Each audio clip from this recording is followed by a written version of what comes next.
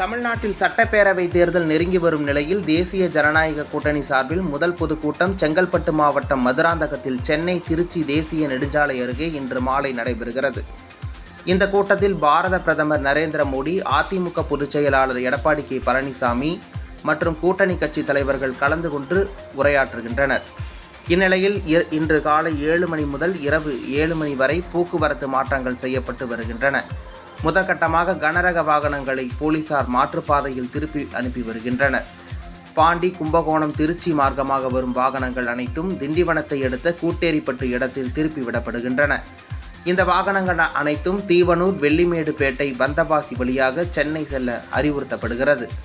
அதேபோல புதுவை மார்க்கமாக வரும் வாகனங்கள் கிழக்கு கடற்கரை சாலை வழியாக சென்னை செல்ல அறிவுறுத்தப்படுகிறது. கூட்டம் தொடங்குவதற்கு 2 மணி நேரத்திற்கு முன்பாக அரசு பேருந்துகள் மற்றும் அனைத்து வாகனங்களையும் மாற்றுப்பாதையில் திருப்பிவிட போலீசார் திட்டமிட்டுள்ளனர். குறிப்பாக மதுராந்தகம் வரை செல்லும் வாகனங்கள் மட்டுமே சென்னை திருச்சி தேசிய நெடுஞ்சாலை வழியாக செல்ல போலீசார் அறிவுறுத்தி வருகின்றனர். மற்ற வாகனங்கள் அனைத்தும் மாற்றுப்பாதையில் செல்ல அறிவுறுத்தப்பட்டுள்ளது.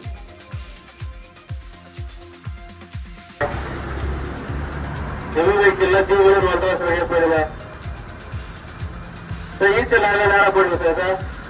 தீவிரம் வெளியப்படுங்க. தீவிரம் வந்தாச்சு. எதிர்வைக்கெல்லாம் தீவிரம் வந்தாச்சு வெளியப்படுங்க. தீவிரம் வந்தாச்சு வெளியப்படுங்க சார். டேங்கர்